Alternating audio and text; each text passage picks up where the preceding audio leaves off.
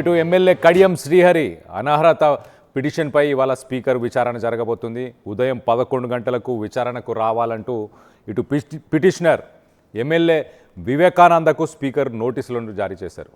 నిన్న దానం నాగేందర్ అనర్హత పిటిషన్పై స్పీకర్ విచారణ జరిగింది. ఇటు పిటిషనర్లు ఎమ్మెల్యే కౌశిక్ రెడ్డి అలాగే ఎమ్మెల్యే ఏలేటి మహేశ్వర్ రెడ్డిని వేరువేరుగా విచారించారు స్పీకర్ గడ్డం ప్రసాద్. ఇటు దానం నాగేందర్ను ఆయన తరఫున లాయర్ను మరోసారి పిలిచి క్రాస్ ఎగ్జామినేషన్ విచారణను వాయిదా వేశారు స్పీకర్. మొత్తానికైతే ఇటు స్పీకర్ విచారణ తర్వాత మీడియాతో మాట్లాడారు ఇటు కౌశిక్ రెడ్డి. స్పీకర్ అడిగిన ప్రశ్నల్నే 5 గంటలు తిప్పి తిప్పి అడిగారంటూ ఇటు కౌశిక్ రెడ్డి అయితే కామెంట్ చేశారు. ఇటు దానం వేసుకున్న కండువాపై చేతి గుర్తు లేదు కదా అని ప్రశ్నించారు. 3 రంగులతో ఉన్నది కాంగ్రెస్ జెండానే అని ఇటు స్పీకర్కి కౌశిక్ రెడ్డి చెప్పినట్టు తెలుస్తుంది. మొత్తానికైతే ఇటు దానం నాగేందర్ ఎపిసోడ్ గురించి ఇటు కౌశిక్ రెడ్డి ఏం మాట్లాడాడు ఒక్కసారి కౌశిక్ రెడ్డి మాటల్లోనే ఒక్కసారి వినే ప్రయత్నం చేద్దాం. ఇలా వారు ఒక్కటే అడుగుతా ఉన్నారు, మీరు పిటిషన్ ఇచ్చిర్రు కానీ వారి కప్పుకున్న కండువ మీద హ్యాండ్ సింబల్ లేదు కదా, మరి కాంగ్రెస్ పార్టీ కండువ కాదు కదా అని అంటా ఉన్నారు. నేను క్లియర్గా చెప్పిన కాంగ్రెస్ పార్టీ కండువ అంటేనే ట్రై కలర్ కండువ. ఖచ్చితంగా దీపాదాస్ మున్షి నాయకత్వంలో టీపీసీసీ ప్రెసిడెంట్ రేవంత్ రెడ్డి గారి నాయకత్వంలో మార్చి 15/3/2024 నాడ కండువ కప్పుకొని కాంగ్రెస్ పార్టీలో చేరిండని చెప్పిన. మార్చి 21/2024లో Congress party Secunderabad parliament candidate గా ఏఐసిసి అనౌన్స్ చేసింది. వారి ఏఐసిసి లిస్ట్ లో అనౌన్స్ చేసిన లిస్ట్ లో 46వ నంబర్లో దానం నాగేందర్ గారి పేరు ఉన్నది అని అన్ని కూడా ఎవిడెన్స్ తో సహా చూపించడం జరిగింది. దానం నాగేందర్ గారు కాంగ్రెస్ పార్టీ పక్షాన పోటీ చేసి సికింద్రాబాద్ పార్లమెంట్ లో 4,29,000 ఓట్లు ఇవాళ తనకి పడ్డాయి. ఇది క్లియర్ కట్ కేసు. ఖచ్చితంగా మీరు దానం నాగేందర్ గారిని వెంటనే డిస్క్వాలిఫై చేయాలి అని వారు అడిగిన ప్రతి క్వశ్చన్ లో కూడా నేను జవాబు చెప్పడం జరిగింది. నాకు పూర్తి నమ్మకం విశ్వాసం ఉన్నది, ఖచ్చితంగా స్పీకర్ గారు దానం నాగేందర్ గారిని డిస్క్వాలిఫై చేస్తారని. రేవంత్ రెడ్డి గారు పిసిసి ప్రెసిడెంట్ గా ఉన్ననాడు రేవంత్ రెడ్డి గారే స్వయంగా స్టేట్మెంట్ ఇచ్చిండ్రు, పార్టీ మారిన వాళ్ళని రాళ్లతోని కొట్టి చంపండి అని చెప్పిండు ఆ రోజు. మరి ఆ రోజు రేవంత్ రెడ్డి గారు చెప్పిన మాటకి ఈ రోజు రేవంత్ రెడ్డి గారు ఏం చేస్తున్నారని నేను అడుగుతా ఉన్నాను. మరి ఖచ్చితంగా దానం నాగేందర్ గారిని డిస్క్వాలిఫై అవుడు పక్కా. ఖైరతాబాద్లో రైట్. పాడి కౌశిక్ రెడ్డి అయితే చాలా క్లియర్గా ఇటు ఆయన వేసుకున్న కండువా గురించి మాట్లాడారు. అలాగే స్పీకర్ కూడా కండువా పైన హస్తం గుర్తు ఎక్కడా లేదు కదా అంటూ ఇటు గడ్డం ప్రసాద్ ప్రశ్నించారు. సో మొత్తం మీద ఇటు కాంగ్రెస్ పార్టీకి సంబంధించింది 3 రంగుల ఆ కండువా అంటూ ఇటు కౌశిక్ రెడ్డి చెప్పుకొచ్చే ప్రయత్నం చేశాడు. సో మొత్తం మీద కొంత ఉత్కంఠం అయితే నెలకొంది. మళ్ళీ విచారణ ఎప్పుడు జరగబోతుంది, ఎప్పుడు క్రాస్ ఎగ్జామినేషన్ జరగబోతుంది అన్న తరుణంలో మొత్తానికైతే ఇవాళ ఇటు ఎమ్మెల్యే కడియం శ్రీహరికి సంబంధించిన ఈ విచారణ జరగబోతుంది. ఇవాళ పిటిషనర్ ఎమ్మెల్యే వివేకానందకు స్పీకర్ నోటీసులను జారీ చేశారు. నిన్న దానం నాగేందర్ అనర్హత పిటిషన్పై స్పీకర్ విచారణ చేశారు. సో మొత్తం మీద దీనికి సంబంధించి లేటెస్ట్ అప్డేట్ తీసుకునే ప్రయత్నం చేద్దాం. ఇటు మా ప్రతినిధి మధు ఉన్నారు, మధుతో మాట్లాడి తెలుసుకునే ప్రయత్నం చేద్దాం. మధు చెప్పండి, ఇవాళ ఏం జరగబోతుంది? మళ్ళీ ఇటు దానం నాగేందర్కి సంబంధించి విచారణ ఎప్పుడు జరిగే అవకాశం కూడా ఉంది?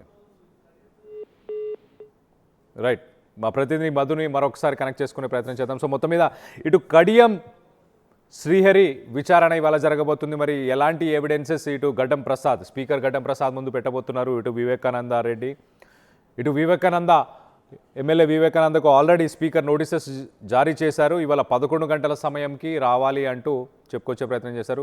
సో కడియం శ్రీహరి కూడా రాబోతున్నారు. గతంలో ఇటు కడియం శ్రీహరిని విచారణకు పిలిచినప్పుడు నాకు మరింత సమయం కావాలి, నాకు లీగల్ అడ్వైస్ తీసుకోవాలి నేను, సో నాకు మరింత సమయం కావాలి అంటూ గతంలో ఇటు కడియం శ్రీహరి చెప్పుకొచ్చే ప్రయత్నం చేశారు. మరి ఇవాళ లీగల్ అడ్వైస్ తీసుకొని ఇటు కడియం శ్రీహరి దానిపై ఏం మాట్లాడబోతున్నారు అన్న దానిపై కొంత ఉత్కంఠం అయితే నెలకొని ఉంది.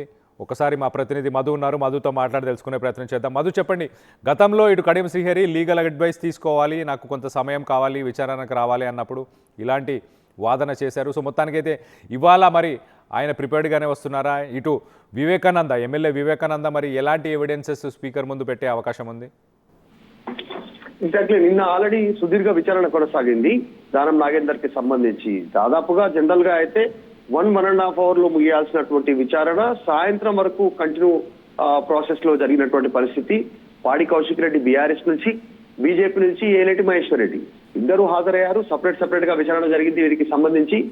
గతంలో హైకోర్టుకి, సుప్రీంకోర్టుకి ఏవైతే ఆధారాలు సమర్పించారో, గతంలో కూడా స్పీకర్ కార్యాలయానికి ఏవైతే ప్రూఫ్స్ అందించారో, వీరు పార్టీ మారినట్టుగా ఉన్నటువంటి వీడియోలు, ఫోటోలు, వాళ్ళంతకు వాళ్ళే చేసినటువంటి కొన్ని వీడియోస్ క్లిప్పింగ్స్ ఓపెన్ గా బయట బహిరంగ సభల్లో ప్రచారంలో పాల్గొన్నటువంటి కాంగ్రెస్ కోసం ప్రచారం కోసం చేసినటువంటి వాటన్నిటిని సమర్పించారు.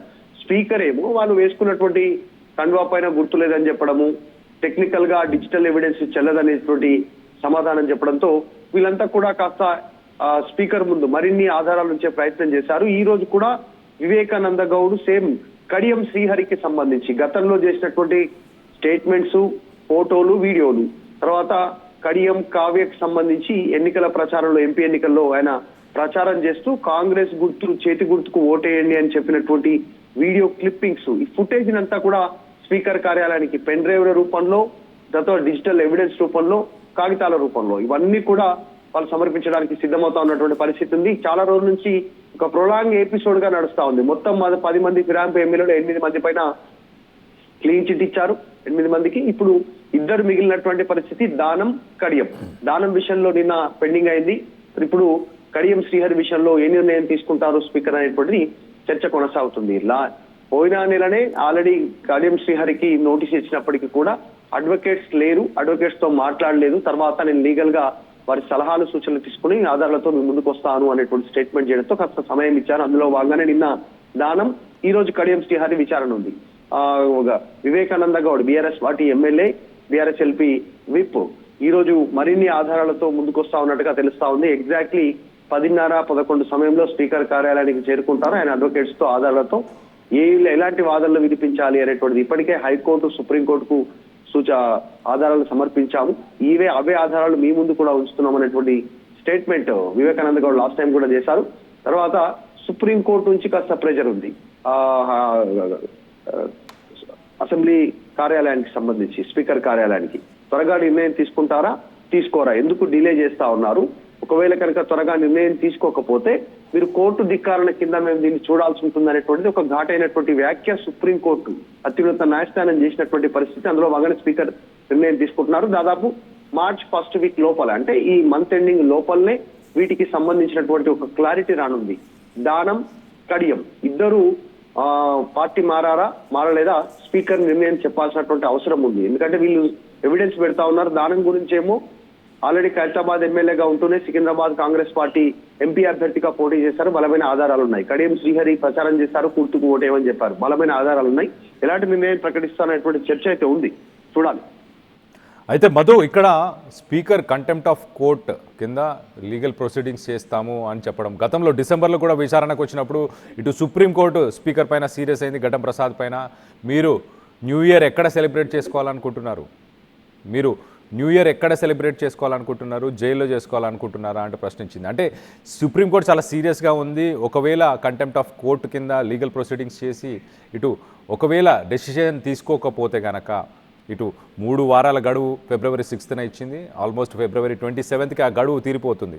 దాని తర్వాత లీగల్ యాక్షన్ ఏమైనా తీసుకునే అవకాశం ఉంటుందా స్పీకర్ మీద? ఖచ్చితంగా గతంలో కొన్ని పశ్చిమ బెంగాల్, తర్వాత మహారాష్ట్ర, ఇట్లా కొన్ని రాష్ట్రాలకు సంబంధించినటువంటి తీర్పులను ఉటంకించే ప్రయత్నం చేస్తా ఉన్నారు బీఆర్ఎస్ పార్టీకి సంబంధించిన ఎమ్మెల్యేలు, లీగల్ ఎక్స్పర్ట్స్.